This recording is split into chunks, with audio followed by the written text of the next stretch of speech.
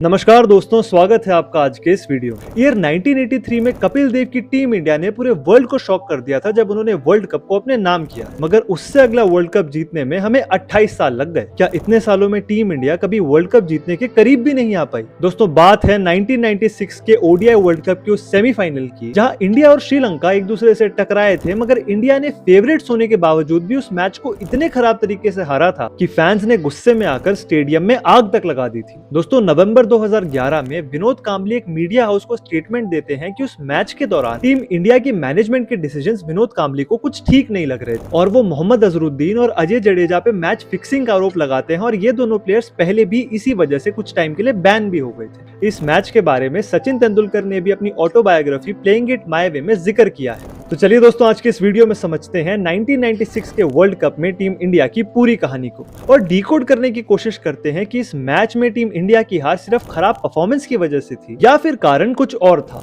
मगर उससे पहले स्वागत है आपका किशक टॉक्स में, जहां पर हम इतिहास की सबसे इंटरेस्टिंग स्टोरीज को आसान भाषा में डिकोड करते हैं। दोस्तों, 1983 के बाद अगले दो वर्ल्ड कप्स 1987 और 1992 में टीम इंडिया ग्रुप स्टेजेस में ही बाहर हो गया, मगर इसके बाद इंडियन क्रिकेट में एक ट्रांजिशन पीरियड आता है और अब टीम इंडिया वर्ल्ड स्टेज पे दिखा देती है कि वो इतनी आसानी से हार नहीं मानने वाली है। और ईयर 1997 में मोहम्मद अजहरुद्दीन और टीम इंडिया एक अलग ही फॉर्म में नजर आ रहे थे। सचिन तेंदुलकर अपने पीक फॉर्म में चल रहे थे और बैटिंग में उनका साथ निभा रहे थे संजय मांजरेकर, विनोद कांबली, अजय जडेजा और नवजोत सिंह सिद्धू जैसे कमाल के बैट्समैन। और बॉलिंग यूनिट को संभाले हुए थे वेंकटेश प्रसाद, अनिल कुंबले, जवगल श्रीनाथ और वेंकटपति राजू। अब 1996 के वर्ल्ड कप में टीम इंडिया ने ग्रुप स्टेजेस में काफी अच्छा परफॉर्म किया और लीडर बोर्ड टेबल पे टीम इंडिया ने नंबर 3 पर फिनिश किया। इनके ऊपर जो दो टीम्स थी उनका नाम था श्रीलंका और ऑस्ट्रेलिया। दोस्तों, अब इस वर्ल्ड कप का क्वार्टर फाइनल खेला जाता है बैंगलोर के चिन्नास्वामी स्टेडियम में और भारत का मुकाबला होता है उस टाइम के एक बहुत ही खतरनाक पाकिस्तान की टीम से। इंडिया पहले बैटिंग करते हुए 283 रन बनाता है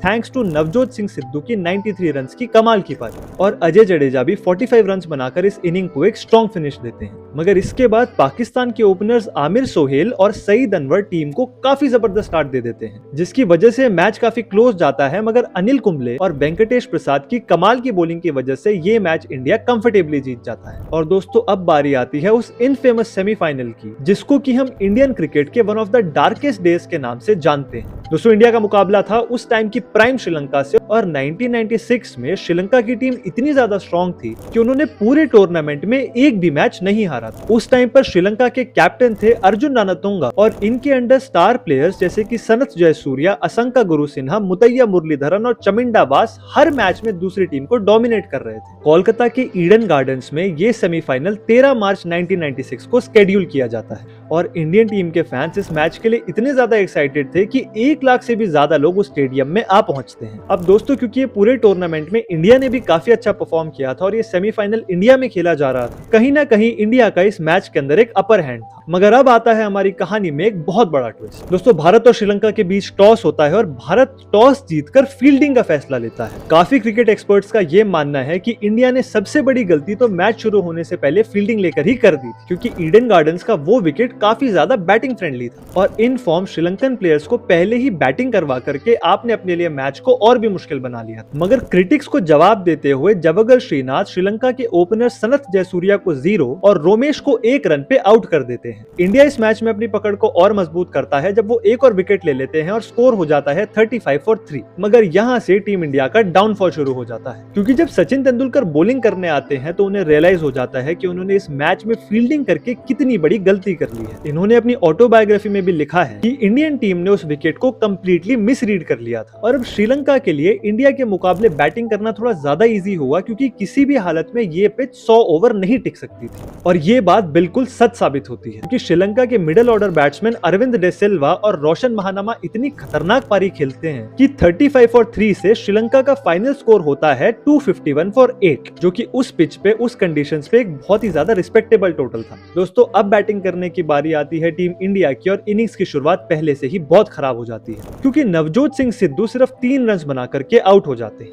हालांकि सचिन तेंदुलकर और संजय मांजरेकर वहां से भारत की पारी को संभालते हैं, एक बहुत ही स्ट्रॉन्ग 96 रन की पार्टनरशिप भी लगाते हैं, मगर तब एक बहुत ही अनफॉर्चुनेट तरीके से सचिन तेंदुलकर स्टंप आउट हो जाते हैं। और दोस्तों, उस टाइम पे ट्रेंड काफी प्रेवलेंट था कि सचिन आउट तो कहीं ना कहीं टीम की पारी भी बिखरने लगती थी। और उसके बाद एक इंडियन बैट्समैन उस पिच के ऊपर पत्तों की तरफ बिखरते जा रहे थे। ना तो टीम इंडिया को पिच का साथ मिल रहा था, ना ही किस्मत था। दोस्तों यहाँ पर लोगों को शक होने लगता है क्योंकि इंडियन टीम के बैट्समैन इतनी आसानी से विकेट्स लूज कर रहे थे जैसे वो जानबूझ करके श्रीलंकन टीम को अपना विकेट देना चाहते हैं। और 98 फॉर 2 से कुछ ही ओवर्स के अंदर अंदर इंडिया का स्कोर हो जाता है 120 रन फॉर 8 विकेट्स। दोस्तों आप सोच ही सकते हैं कि इंडियन फैंस कितने ज्यादा डिसअपॉइंटेड होंगे। मगर अब यही फैंस कुछ ऐसा कर देते हैं जिसकी उम्मीद किसी ने भी नहीं करी थी। इंडियन फैंस इस बेइज्जती को बिल्कुल नहीं झेल पाते और जो भी उनके हाथ लगता है वो ग्राउंड में फेंकना शुरू कर देते हैं, जैसे कि खाने पीने का सामान, प्लास्टिक बॉटल्स, फ्रूट सैलेड और यहाँ तक कि कुछ कांच की बॉटल्स भी ग्राउंड पर फेंक दी जाती हैं।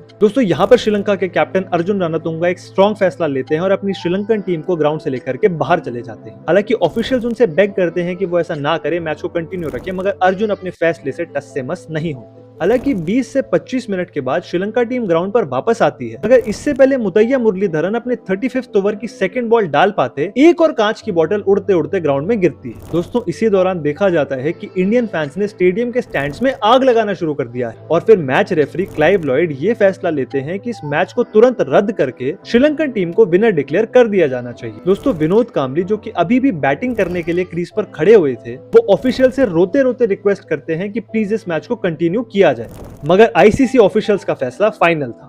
मैच को सस्पेंड कर दिया जाता है और श्रीलंका को विनर डिक्लेयर कर दिया जाता है। दोस्तों पूरे ग्राउंड में इंडिया हाय हाय और अजहर हाय हाय के नारे गूंजने लग रहे थे और प्लेयर्स की सेफ्टी इतना बड़ा कंसर्न बन गया था कि खुद पुलिस फोर्सेज ने इंडिया और श्रीलंका दोनों की टीम्स को होटल तक एस्कॉर्ट किया था। दोस्तों इस मैच में सिर्फ इंडियन क्रिकेट टीम की ही नहीं बल्कि सिर्फ एक मैच हारने की वजह से इंडियन फैंस के बिहेवियर ने वर्ल्ड स्टेज पर इंडिया की बहुत बेइज्जती करवाई थी। इससे अच्छा तो ये होता कि टीम इंडिया भले ही इस मैच को हार जाती, मगर कम से कम हमें वर्ल्ड स्टेज पर सोर लूजर्स तो नहीं बुलाया जाता। दोस्तों ये बात आज भी एक बहुत बड़ा रहस्य है कि इस मैच के अंदर जेन्युइनली टीम इंडिया ने चोक किया था या फिर इस मैच के अंदर काफी सारी फिक्सिंग इन्वॉल्व थी। मगर अगर हम फैक्चुअली देखें तो आजकल के मैचेस में भी कभी कभी ऐसी सिचुएशन आ जाती है जब बैटिंग टीम अच्छा परफॉर्म नहीं कर पाती है, तो सिर्फ इस बेसिस पे कि टीम इंडिया ने अच्छा परफॉर्म नहीं किया, इस पूरी सिचुएशन को फिक्सिंग कहना तो गलत होगा। मगर फिर एक पर्सपेक्टिव ये भी कहता है कि फिक्सिंग को पूरी तरह से तो रूल आउट किया नहीं जा सकता। दोस्तों यहाँ पर मैं आपको ये भी बताना चाहूंगा कि विनोद कांबली जो कि उस मैच में आउट भी नहीं हुए थे, इसके बाद उनका इंटरनेशनल क्रिकेटिंग करियर बिल्कुल खराब हो चुका था।